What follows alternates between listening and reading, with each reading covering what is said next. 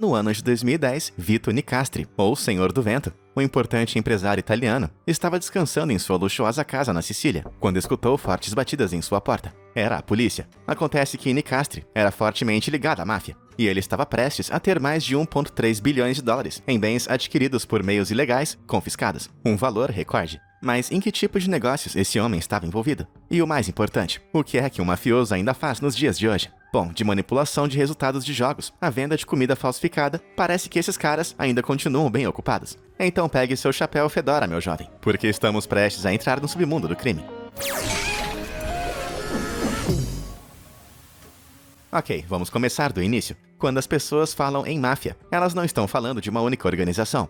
Esse é um termo genérico para descrever qualquer um dos diversos grupos de gangsters, cujas origens podem ser rastreadas até o sul da Itália. Embora diversos outros sindicatos organizados do crime pelo mundo afora também possam ser chamados de máfias, o vídeo de hoje vai focar principalmente nos gangsters da máfia norte-americana, que foi fundada pelos imigrantes italianos e na própria máfia do sul da Itália.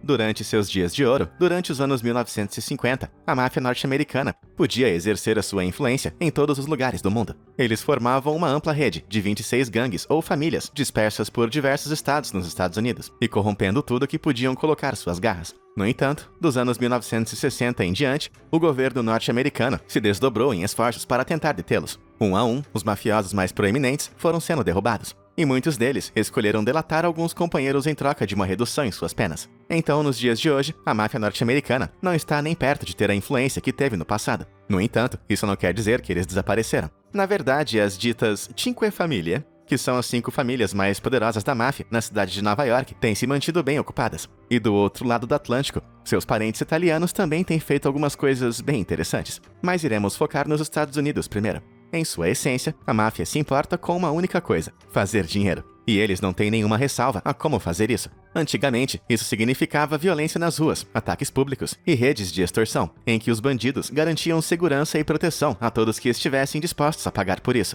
Mas o grande problema desses métodos é que eles não eram muito discretos, por assim dizer. Então, em resposta a esses atos, o governo dos Estados Unidos aprovou a Lei contra Organizações Corruptas e Grupos de Extorsão, ou RICO Act, em 1970. Assim, todo criminoso que fosse pego trabalhando para uma organização criminal deveria sofrer penas mais pesadas do que os indivíduos agindo sozinho. Desde então, a máfia aposentou suas armas e começou a preferir crimes mais difíceis de rastrear, como fraude, crimes fiscais e tráfico. E considerando que esses negócios obscuros faturam mais de 160 bilhões de dólares todos os anos, parece que eles fizeram um bom negócio em mudar a estratégia.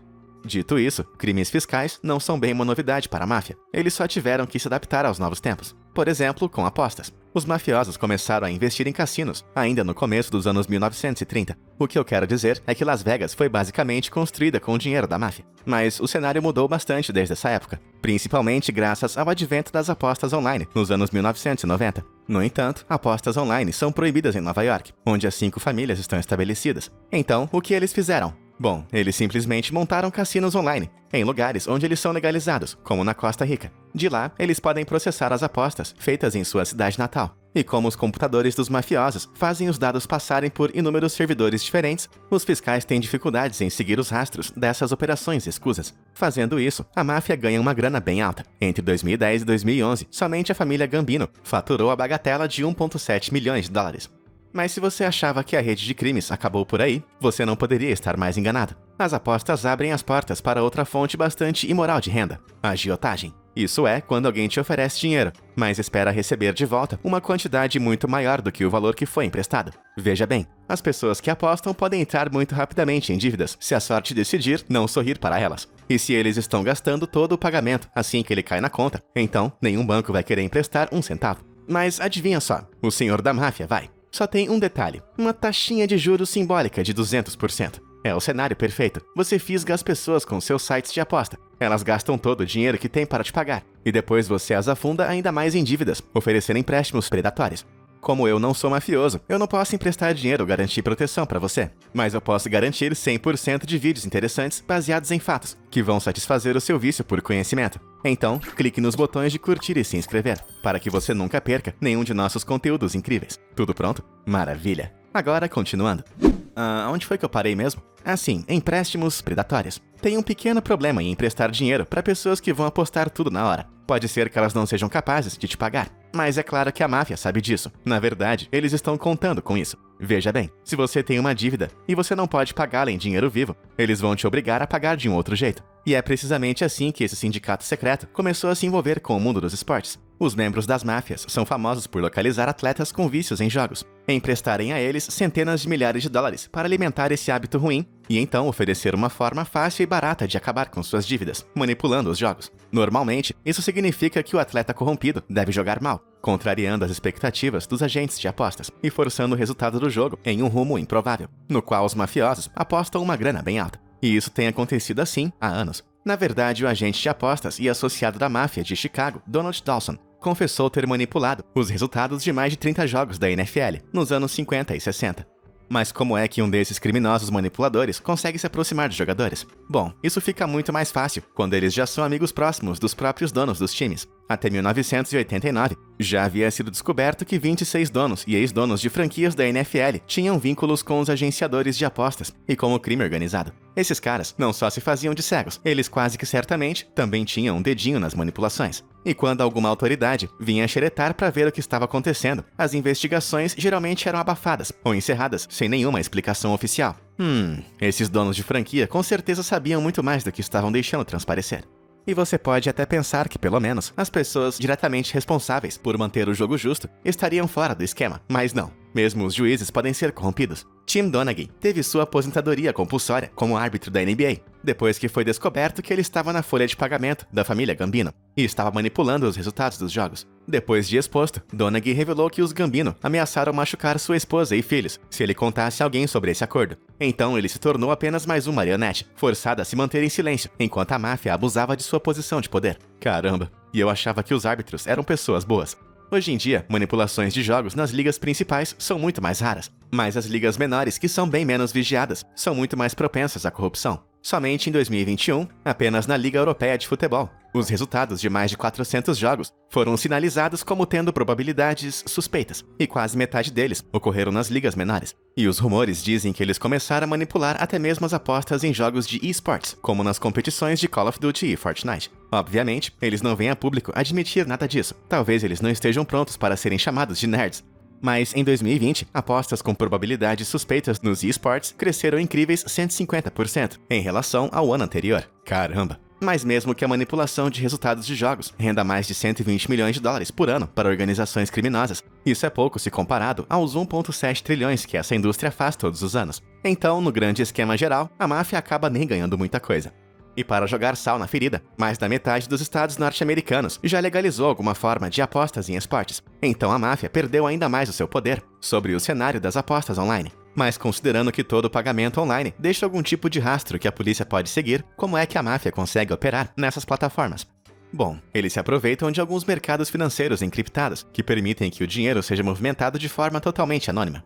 Mesmo que Mafia Coin não vá aparecer em nenhuma plataforma digital em um futuro próximo, os moços de terno preto têm comprado Bitcoin para lavar dinheiro e o usam para comprar bens ilegalmente ao redor do mundo, sem deixar rastros. As gangues de criminosos lavaram 8,6 bilhões de dólares de dinheiro sujo através da criptomoeda em 2021, um aumento de mais de 30% em relação ao ano anterior. E nas profundezas da chamada Dark Web, existem relatos de organizações de assassinos de aluguel que podem resolver os seus problemas mais à moda antiga, por algo em torno de 10 mil dólares em bitcoins. Mas eu não me preocuparia tanto assim com isso. Pode até ser que alguns desses capangas sejam assassinos de verdade, mas a maioria não deve passar de um bando de golpistas baratos, tentando fazer dinheiro rápido, provavelmente operando o esquema do porão da casa de sua mãe.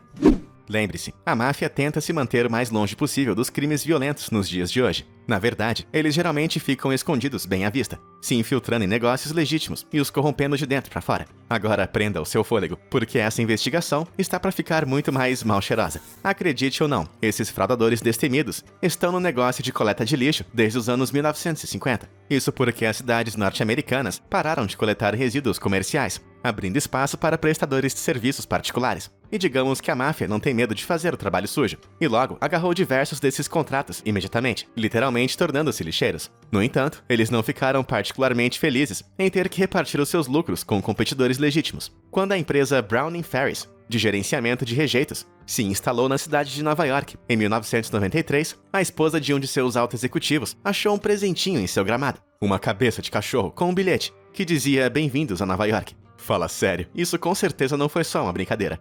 Mais recentemente, no entanto, há indícios de que as gangues de Nova York estejam perdendo seu controle sobre a coleta de lixo. 30 membros das famílias Gambino, Genovese e Lucchese foram presos em 2013, e todos eles foram associados ao esquema de lixeiros. Mas o mesmo não pode ser dito das famílias que operam em Nova Jersey e na Filadélfia, onde os oficiais dos estados afirmam que a máfia ainda tem uma presença significativa no negócio da coleta de lixo. O chefão da máfia da Filadélfia, chamado John Ligambi, teve um emprego estável por mais de 7 anos, entre 2003 e 2010. E eu estou falando de um salário de $1.000 por semana, com direito a plano de saúde e tudo mais. Então, afinal, o que ele fazia? Absolutamente nada. Ele mandava seus lacaios fazerem todo o trabalho. Meio lixo, na minha opinião. Ligambi pode não estar mais ocupando esse cargo, mas é quase certo que tem outra pessoa em seu lugar. Só que essas táticas sujas não estão limitadas apenas na indústria do lixo. Ah, não estão mesmo. A máfia de Nova York também se infiltrou na construção civil nos anos 1980. E no final da década, os chefes da máfia tinham um controle de 75% dos projetos de construção ao redor da cidade. Se levarmos em conta que essa indústria gera cerca de $10 bilhões todos os anos, isso significa muito poder e dinheiro. Hoje em dia, eles já não têm mais o mesmo nível de controle, mas ainda continuam no jogo. Empreiteiros ligados à máfia continuam erguendo projetos em toda Manhattan e estão fortemente ligados à construção da Freedom Tower, o prédio que está sendo construído na antiga locação do World Trade Center. Recentemente, em 2021, os Gambino foram pegos num grande esquema de suborno que se estendia por toda a cidade de Nova York. Um empreiteiro corrupto ligado à máfia estava subornando empregados de diversas companhias em troca de pagamentos mais altos e mais contratos de trabalho. Os mafiosos conseguiram arrancar milhares de dólares de diversos projetos em desenvolvimento ao redor da cidade antes de serem descobertos. Se infiltrando em indústrias legalizadas como a construção civil e a coleta de lixo, os membros da máfia podem alegar que têm fontes de renda legítimas, caso sejam investigados. Isso porque, desde o RICO Act, ser pego significa o seu fim. Portanto, é muito mais seguro se manter em sigilo e se escondendo por trás da cortina de fumaça da lei. Mas simplesmente ser um mafioso nem sempre significa que você está totalmente seguro. Frank Boy Cali era o chefão responsável pelos Gambino em 2019, mas ele não conseguiu chegar até 2020. Um dia ele estava relaxando em sua mansão em Nova York, quando escutou uma batida muito alta, vinda do lado de fora. Ele foi investigar o que tinha acontecido e percebeu que uma caminhonete tinha colidido diretamente com seu Cadillac. Mas antes que ele pudesse reagir, bom, essa parte eu vou deixar para vocês imaginarem. Se Cali estava tentando realmente se manter discreto, quem teria algum motivo bom o bastante para ir atrás dele? Bom, acontece que ele não foi derrotado pelos agentes da lei, nem por um gangster rival, porque Cali foi derrubado por um total desconhecido. Anthony Comello, de 24 anos, foi preso e condenado pelo crime. Comello era obcecado por teorias da conspiração, e ele achava que Cali pertencia a uma seita secreta que manipulava o governo dos Estados Unidos. Por mais que Cali gostasse dessa ideia, ele certamente não tinha esse tipo de poder. E então foi assim que um dos mais poderosos chefões de uma das famílias criminosas mais famosas foi derrotado por um lobo solitário, enfraquecendo ainda mais a já meio falida máfia norte-americana.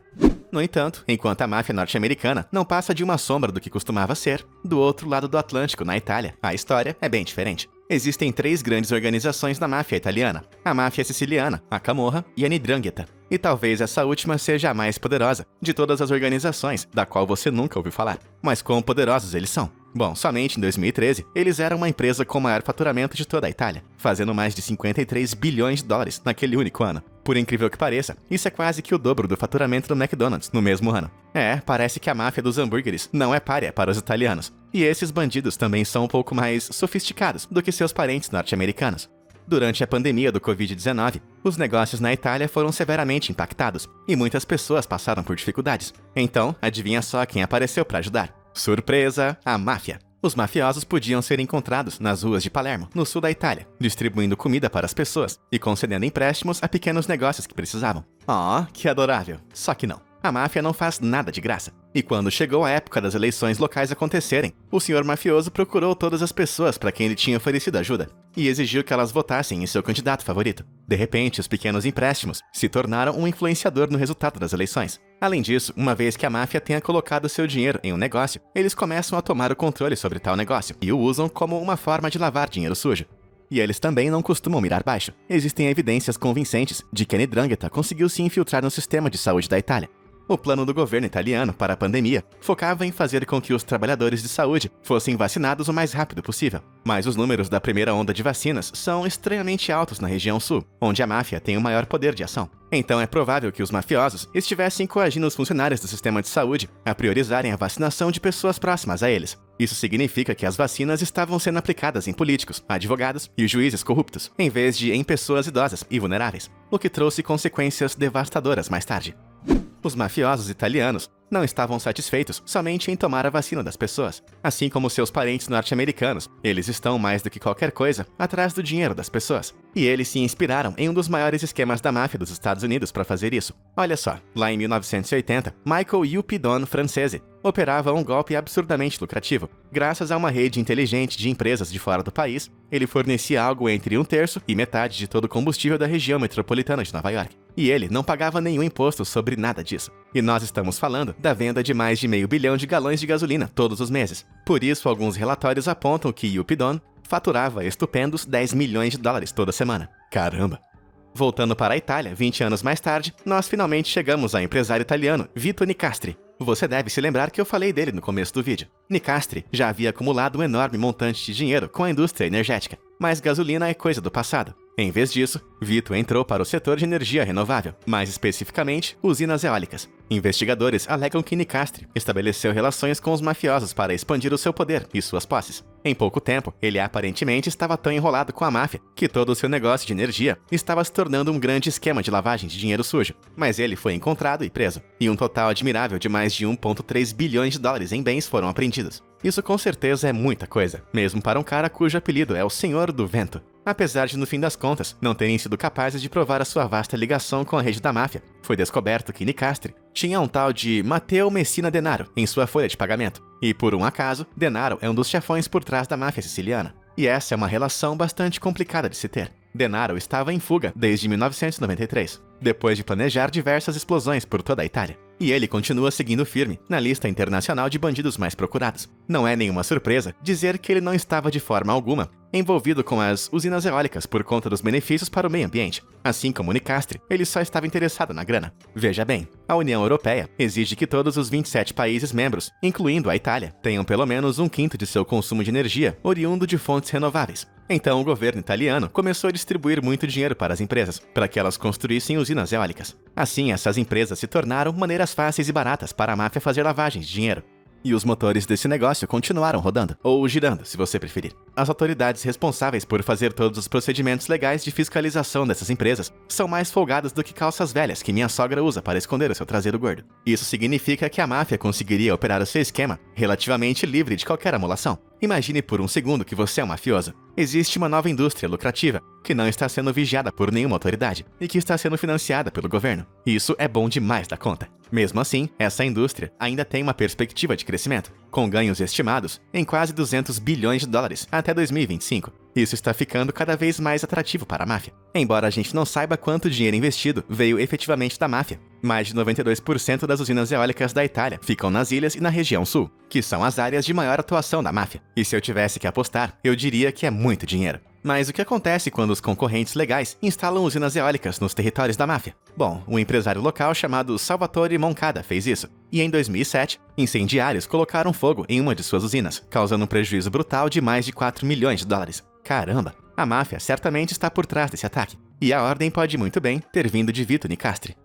Então, a máfia italiana está infiltrada em indústrias que as pessoas normais como você e eu precisam utilizar todos os dias. E o mais louco disso tudo é que isso se aplica até mesmo à comida dentro de sua geladeira. É isso mesmo. A máfia fez escandalosos 22,4 bilhões de dólares somente com a indústria alimentícia em 2018. E seu grande esquema é tão simples e tão totalmente legítimo que eu me pergunto como é que os oficiais não perceberam isso antes. Tudo isso foi graças à crise financeira em 2008. A economia italiana foi dilapidada. Então, o governo começou a financiar terras agrícolas com preços com descontos criminosos para tentar acabar com as dívidas. A bagatela de 40 mil dólares podia render uma área de mais de 2.500 campos de futebol de terreno no país. Mas o problema é que com preços criminosos, você vai atrair apenas mais criminosos. Então, depois de comprar a terra por um preço barato, alguns mafiosos espertinhos descobriram que também podiam pedir ao governo até $1 milhão em subsídios agrícolas, uma vez que eles tivessem o terreno. Isso literalmente significava dinheiro de graça.